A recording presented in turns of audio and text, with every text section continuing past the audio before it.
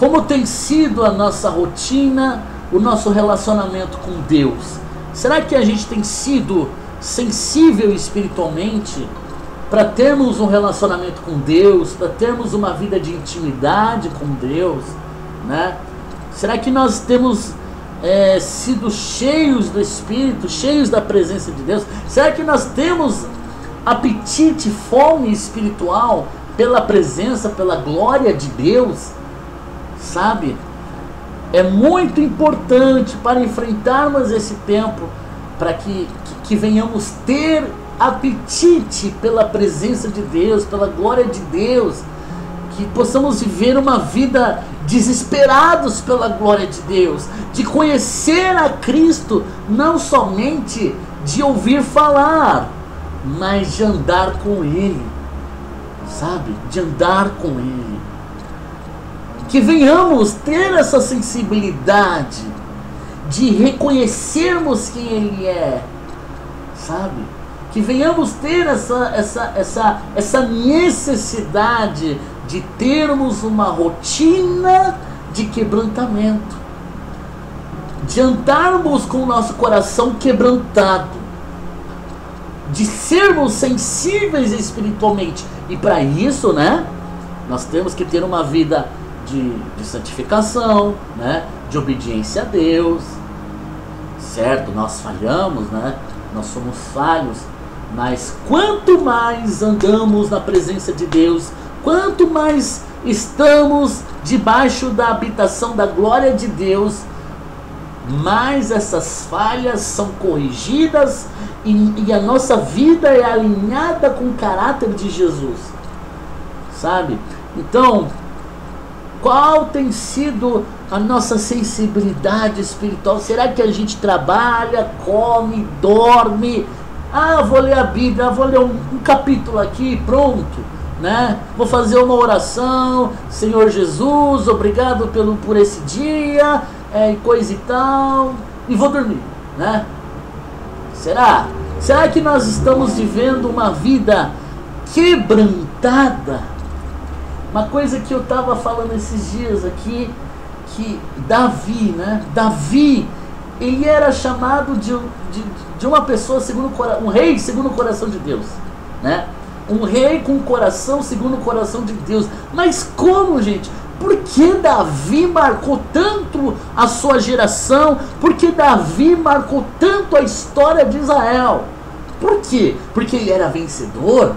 Porque ele vencia as batalhas? Né? Por quê? Porque Davi, ele chamava tanto a atenção de Deus. Davi falhou. Davi, ele caiu no pecado até, certo? Ah, não, eu sou rei, né? Tá. Mas ele caiu e ele se arrependeu, porém colheu as consequências. Mas mesmo assim, por que Davi tinha um coração segundo o coração de Deus? Porque Davi, ele tinha um coração quebrantado.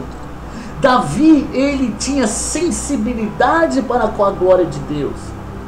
O rei Davi, ele conhecia Deus não somente de ouvir falar, não somente de ouvir a história de Israel, dos patriarcas, não somente de ouvir a Torá, mas Davi, ele andava com Deus. Davi, ele tinha um relacionamento com Deus. Davi, ele era um adorador à frente do seu tempo. Davi, ele se alegrava quando estava diante da arca do Senhor.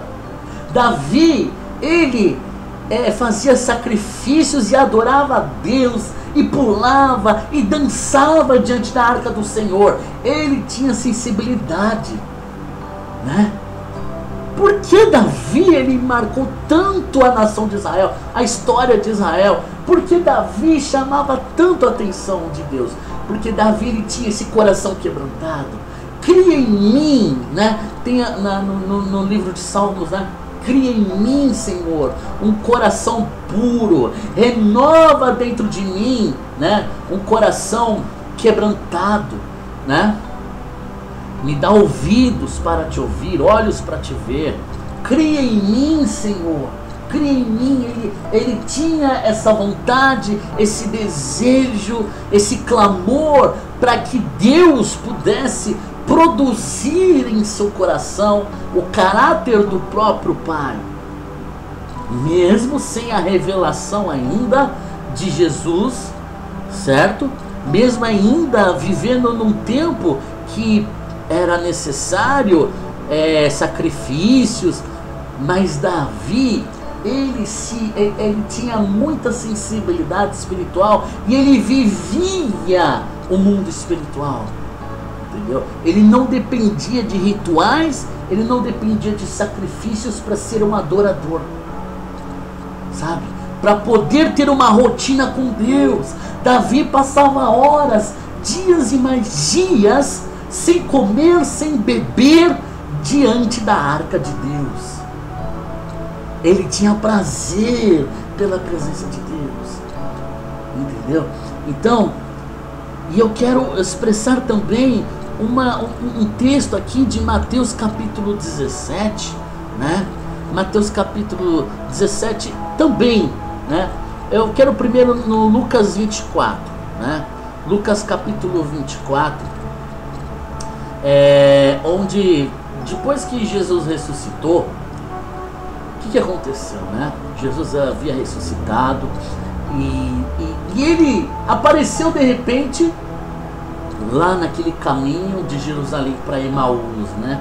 Ele apareceu para aqueles homens, né? Aqui Lucas 24, no versículo 13, né? Que diz assim: e eis que no mesmo dia iam dois deles para uma aldeia que distava de Jerusalém 60 estádios, né? Cujo nome era Emaús. Deixa eu ver aqui. Versículo 13.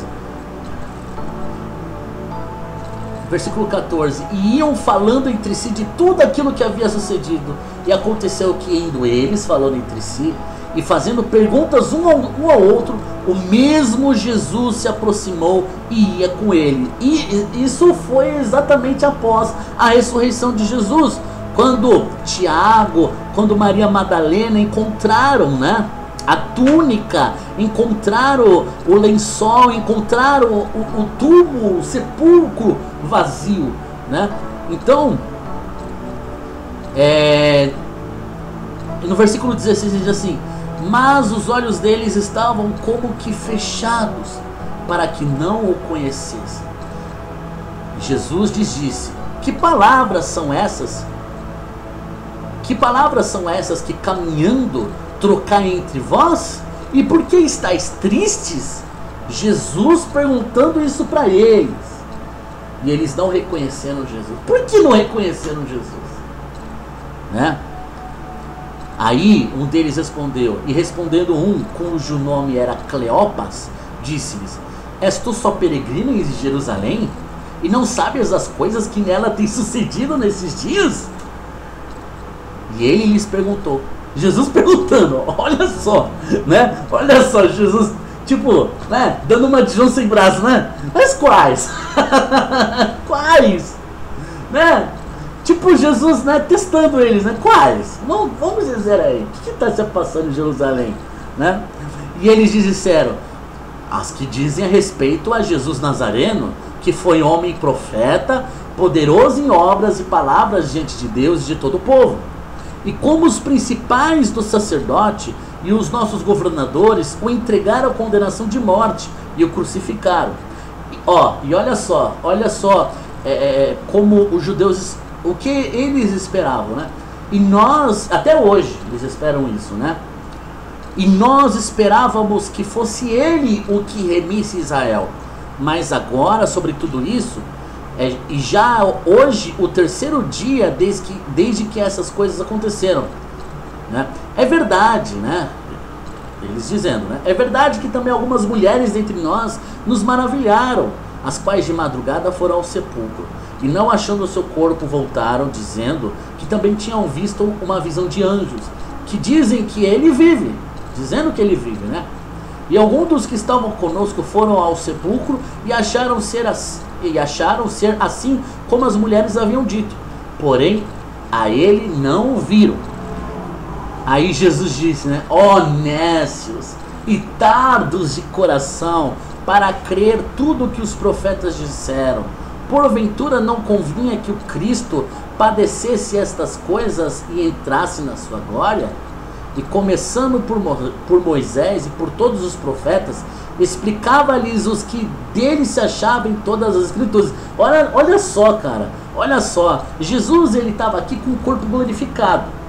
Ele estava diferente aqui, entendeu? Só que espiritualmente eles não reconheceram Jesus. Eles não tiveram sensibilidade de reconhecer a Cristo. Andando com Cristo, andando. Jesus explicando toda a história. Começando por Moisés, por todos os profetas, explicava-lhes o que dele se achava em todas as escrituras, né? Versículo 28. E chegaram à aldeia para onde iam, e ele fez como que iam para mais longe. E eles o constrangeram dizendo, fica conosco, porque já é tarde. E já declinou o dia, e entrou para ficar com eles. E aconteceu que, estando eles à mesa, tomando o pão, o abençoou e partiu e o deu. Então abriram-se os olhos e o conheceram. E Jesus desapareceu diante deles, né? Como que alguém vai desaparecer? Pum! Estava com o corpo glorificado, né? Então, mas eles apenas conheceram, viram que era Jesus, quando Jesus o que? Começou a cear diante deles. Aí eles viram, poxa, ele faz igual, né? Então os olhos dele foram abertos. Você percebe que é somente, vejam só, é somente através do nosso relacionamento com Jesus é que nós nos tornamos sensíveis à presença dele. Olha só o rema que está aqui revelado. Eles andaram com Cristo todo aquele tempo, Jesus explicando a Bíblia inteira para eles, e eles não reconheceram. Mas quando Jesus chegou lá para cear, para partir o pão, foi aí que os olhos deles foram abertos. É somente numa vida de relacionamento com Jesus é que os nossos olhos são abertos. É que nós passamos a ter sensibilidade, intimidade para com a glória de Deus. É a partir desse momento que nós passamos a ter uma vida, sabe, fome pela glória de Deus. Davi ainda vivia lá lá atrás, no dito Velho Testamento, sabe? Ainda precisava de sacrifícios, mas Davi, ele atraiu o coração de Deus, porque ele amava se relacionar com Deus, ele amava adorar a Deus, ele tinha prazer de viver aquilo, de estarem constantemente cheio da presença de Deus, entendeu? E aqueles homens, né? Esse momento, essa narrativa nos esclarece, nos mostra claramente que é somente no nosso relacionamento com Cristo é que nós passamos a ter sensibilidade à presença de Deus. Nós passamos a conhecê-lo, não de ouvir falar, né? Aqueles homens ouviram falar de Jesus. Ele realizou milagres, olha, ele era poderoso em palavras, olha, a gente ouviu falar que a Maria Madalena, né, não encontrou ninguém no sepulcro, a gente esperava que ele era alguém e não foi, a gente esperava que ele ia ser, né, um rei que iria nos redimir. Até hoje os judeus, grande parte deles acreditam nisso, né? Mas o que? Eles tiveram naquele momento de relacionamento, do partir do pão, então os olhos deles espiritualmente foram abertos. Outra coisa também, Mateus capítulo 17, né? Quando fala da transfiguração de Jesus, né? Da transfiguração de Jesus, Jesus né, ele subiu lá com Pedro, Tiago e João, né?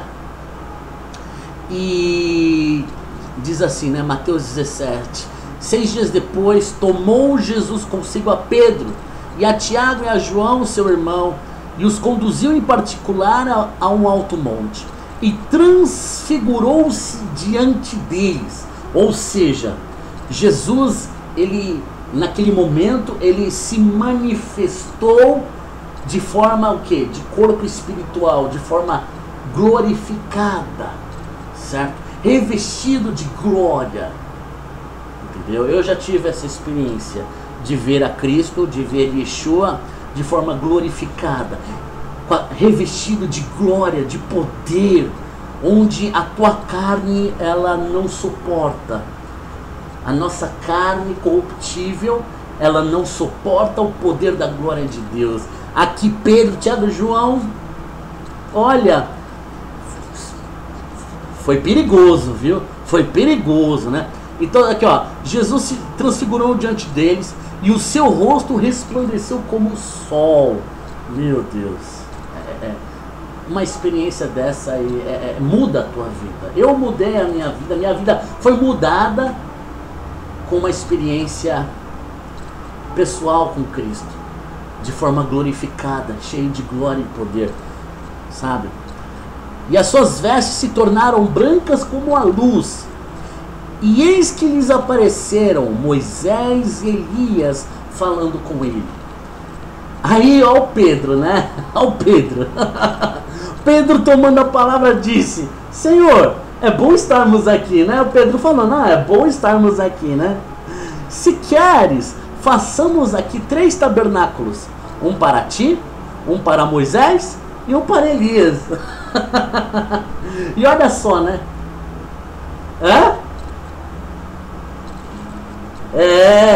Olha só, Pedro, ele até reconheceu, mas Pedro, ele ainda não tinha aquela sensibilidade espiritual, sabe?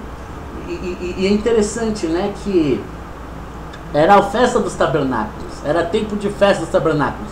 Na maioria das versões bíblicas falam que Pedro fala, né, ele pergunta se querem que faça uma cabana, né? Um para Jesus, outro para Pedro, outro para Elias, para Moisés e outro para Elias, né?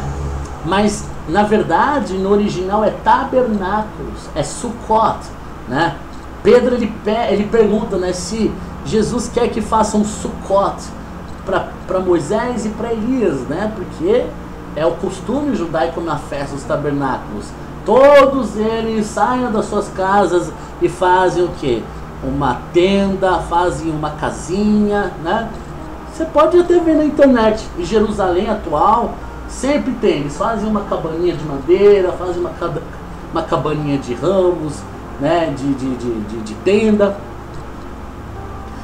Pedro, ele não soube, ele não teve sensibilidade espiritual para entender o que estava acontecendo. Pedro, olha, foi perigoso, né? Foi perigoso para Pedro. Pedro poderia morrer.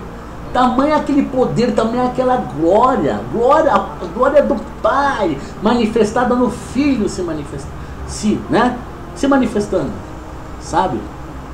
Aí, depois que Pedro perguntou, né? Senhor, você quer que eu faça também uma tenda, um tabernáculo para Moisés e para Elias? Né? Aí Pedro, né, estando a falar, eis que uma nuvem luminosa os cobriu. E da nuvem saiu uma voz que dizia: Este é o meu filho amado em que me comprazo, escutai-o. Aí os discípulos, ouvindo isso, aí caíram sobre os seus rostos e tiveram um grande medo. Olha só, tá vendo?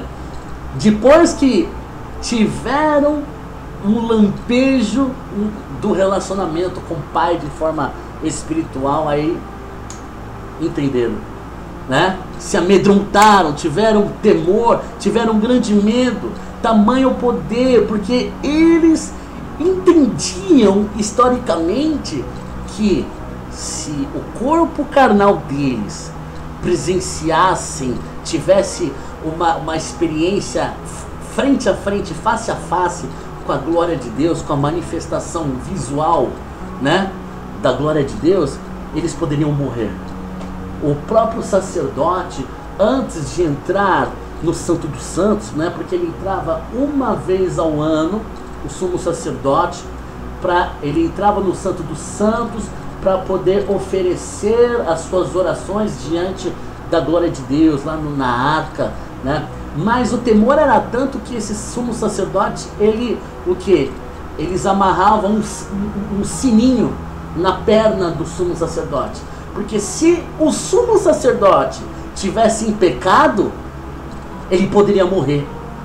E para que os judeus não precisassem entrar no Santo dos Santos, então eles amarravam uma corda com um sininho, e se ele morresse, eles puxassem, né? Iriam puxar o sumo sacerdote, né? Pela perna, pela corda. Tamanho o temor. Então os judeus sabem, os judeus conhecem, sabe? Então, ali os discípulos, né, entraram em si, né? Puxa, eles tiveram grande medo, caíram com seus rostos em terra, tiveram grande medo. Então, quando nós temos um relacionamento com Jesus, com a glória de Deus, de forma espiritual, é a partir daí que nós passamos a conhecer, não somente de ouvir falar, ou por palavra, ou por literatura, mas nós o conhecemos por andar com Ele. Nós passamos a ter o que? Sensibilidade espiritual, sensibilidade com a presença de Deus. Nós temos que ter uma rotina de conhecimento de Deus através de uma vida de oração, sabe? Nós nos informamos acerca de Deus através da palavra, mas essa palavra, ela tem que se tornar prática, tem que se tornar real na nossa vida. Essa palavra, a palavra de Deus, ela tem que se tornar algo espiritual no nosso coração, através do quê? De uma vida de santificação, de uma vida de intimidade, de uma vida de oração, de busca por Deus. Eu já transmiti para vocês há uns tempos atrás, né, sobre aquele momento da Lucas 7, né, que fala da mulher pecadora. A mulher pecadora, ela viu que Jesus estaria na casa, né, de Simão, né, cheio de fariseus, né? Os discípulos também estavam lá, mas nem esses doutores da lei, nem os discípulos de Jesus, eles reconheciam quem estava naquela casa, naquela mesa. Mas aquela mulher, que até então era pecadora, o que aconteceu? Ela reconhecia quem estava naquela mesa. E aquela mulher, ela entrou naquela casa, ela se ajoelhou diante dos pés de Jesus e ela chorou, ela lavou os pés de Jesus, ela enxugou os pés de Jesus com seus cabelos, ela beijava os pés de Jesus e após isso ela ungiu os pés de Jesus. E aqueles homens diziam, se ele soubesse quem era essa mulher, de maneira nenhuma ele iria permitir. De maneira nenhuma. Não reconheciam. Jesus falou, né, para aqueles fariseus: eu entrei aqui e vocês não lavaram os meus pés. Eu entrei aqui e não fui recebido com o ósculo santo. Mas essa mulher está aqui, essa mulher que dizem ser pecadora, e ela era. Mas essa mulher, desde que ela entrou, ela não para de beijar os meus pés, ela não para de lavar os meus pés com suas lágrimas, sabe? Então, nós temos que ter essa intimidade, esse coração quebrantado. Temos que viver com o coração quebrantado, sensível a presença de Deus, reconhecer a pessoa de Jesus. Para reconhecermos a pessoa de Jesus, a santidade dele, temos que viver, temos que ter uma rotina de coração quebrantado, de coração sensível. E isso nós alcançamos somente com uma vida de oração, com uma vida de intimidade com Deus. Eu tenho uma aliança com Deus, que até o último dia da minha vida, eu vou estimular as pessoas, eu vou falar sobre a presença de Deus, eu vou falar sobre a necessidade de termos uma vida de oração, de intimidade com Deus, uma vida de busca pela presença de Deus, sabe?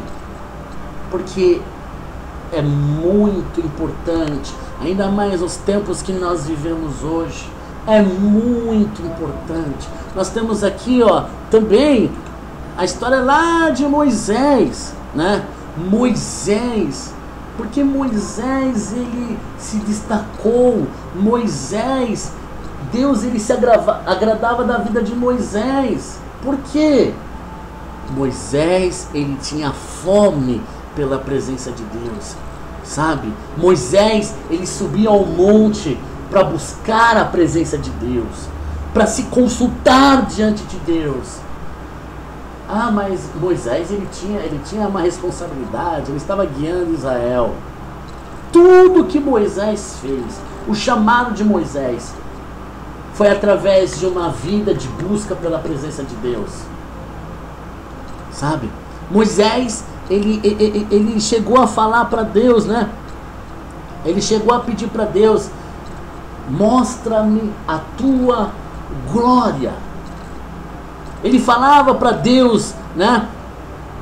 Se a tua presença não for conosco, não nos faça subir daqui. Imagine Israel se Moisés não tivesse intimidade com Deus.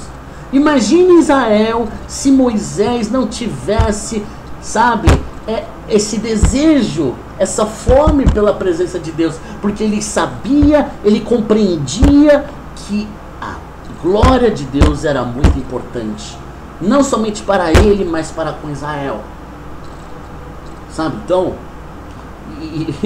e no final, né, de Êxodo capítulo 33, né? Rogo-te que me mostres a tua glória. Cara, tinha Torá já naquele tempo? Tinha Bíblia? Ah, não, vamos abrir aqui em Atos, não. Como que Moisés tinha... Como Moisés foi, sabe? Como é que ele sabia, cara, que aquele era o Deus verdadeiro? Qual era o entendimento dele? Ele sabia da história dos antepassados de Israel, de Abraão, de Isaac, de Jacó. Israel já tinha a sua história, de José, né?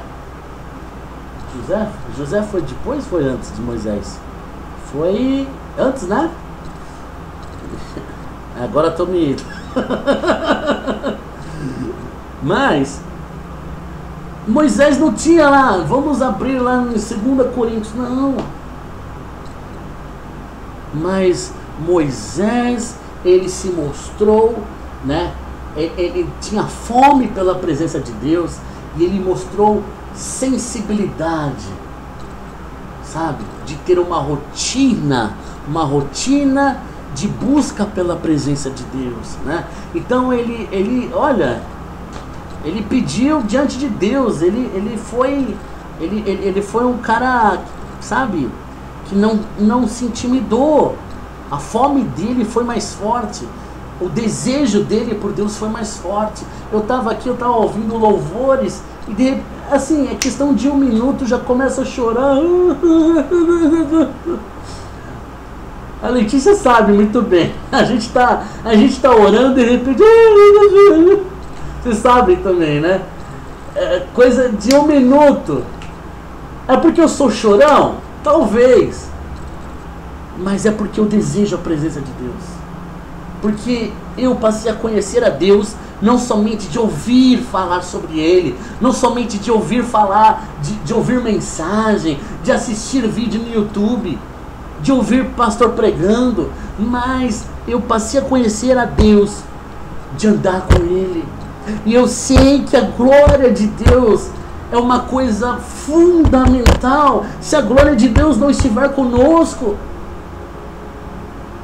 a palavra de Deus foi deixada para nós justamente para nós sermos cheios da glória de Deus. Cristo, ele morreu na cruz, ressuscitou, para que nós pudéssemos ter a oportunidade de sermos pessoas cheias da glória de Deus. Sabe? Nós nos arrependemos dos nossos pecados, abandonamos o nosso velho homem, nos batizamos, vivemos, nos tornamos uma nova criatura. Para quê? Para sermos cheios da glória de Deus. Sabe? Tudo isso Cristo conquistou para nós, tudo isso. Ele nos abençoou. Ele nos chamou para quê? Para sermos cheios da glória de Deus. Os homens, né? Os heróis da fé, os homens, sabe, da história bíblica, aqueles que agradaram a Deus, eles agradaram a Deus por quê? Porque eram barbudos, porque conheciam a palavra, porque eram estudiosos? Não, porque eles tinham fome pela glória de Deus. Eles desejavam andar cheios da glória de Deus. Eles não andavam, eles não iam para uma cidade sem que a glória de Deus não estivesse com eles, sem que Deus não estivesse orientando eles. O próprio Jesus, ele não fazia nada sem que o Pai não o orientasse. Sabe? O próprio Jesus, ele vivia uma vida de oração. Ele vivia uma vida de relacionamento com o Pai. O próprio Jesus, o Deus manifestado na carne, ele é eterno. Ele estava com Deus desde a fundação do mundo. Mas até o próprio Jesus, ele tinha o seu momento de falar com o Pai. Ele tinha o seu momento de oração. Pra quê, né? Pô, Jesus, pô. Pô, ele poderia fazer assim, ó, e destrói todos os inimigos, aí acabou. Entendeu? Ele poderia lá dar uma ordem pros anjos lá, ó. Pronto, acabou. Mas o que? Ele se humilhou até a morte de cruz, se tornou filho do homem, se tornou, sabe, homem, se humilhou até a morte. E também ele tinha uma rotina de oração, de intimidade com o Pai. Entendeu? Então, eu sempre vou estimular, não importa quem seja, de ter uma vida de intimidade com Deus. Porque tudo foi conquistado na cruz do Calvário, para que nós pudéssemos ser cheios da glória de Deus, para que nós sejamos a habitação da presença de Deus, a habitação do Espírito de Deus. A finalidade é essa. Deus, ele se agrada de alguém que é cheio do Espírito, da presença dele. Deus, ele se agrada de alguém que tem desejo pela presença dele.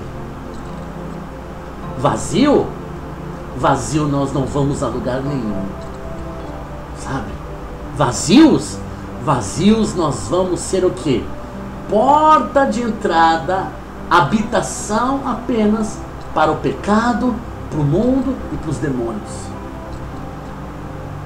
Irmão Marcos, como que eu não peco? Eu não aguento, eu fico pecando, tal. Irmão, se arrependa e seja cheio da glória de Deus. Se arrependa e seja cheio do Espírito. Sabe? Só quando nós sermos cheios da glória de Deus, Deus, ele nos alinha. A palavra de Deus, ela está aí para que venhamos ter uma vida pautada nela e para que venhamos ser cheios da glória de Deus. A finalidade de tudo isso é sermos a habitação da presença de Deus. Sabe? Que nós venhamos não ser como aqueles homens do caminho de Emaús que não reconheceram. Não reconheceram, Jesus ficou lá, viajando com eles. Tempo, tempo e tempo. Jesus ensinando lá, sabe? Jesus dizendo, olha, esse Jesus aí que vocês estão falando, ele é esperado e profetizado desde lá no tempo de Moisés. Jesus explicando a Bíblia para eles. E eles não reconheciam. Eles foram reconhecer quando? Quando eles foram ter o relacionamento com Jesus. Quando Jesus partiu o pão com eles. E nós temos que fazer isso também. Nós temos que ser assim. Nós temos que ter relacionamento com Cristo. Temos que ter intimidade com Deus para reconhecermos Ele, para sermos cheios dele. Quando Jesus vier para buscar a sua noiva, Ele vai buscar quem? Quem é bacharel em teologia? Quem tem uma igreja de 2.000 pessoas? Quem tem 1 milhão de inscritos no YouTube? Jesus vai buscar esses? Não. Jesus vai buscar aqueles que estão cheios do óleo, aqueles que estão cheios do teu espírito. Esse Ele vai buscar. Cristo vai buscar aqueles que estão cheios da sua presença. Sabe, irmãos? Então, Deus Ele tem falado isso muito ao meu coração. Entendeu? Eu tô aqui longe, às vezes bate uma saudade, né? Né? Porque quando eu estava em São Paulo, né? Todo dia lá, todo dia, né?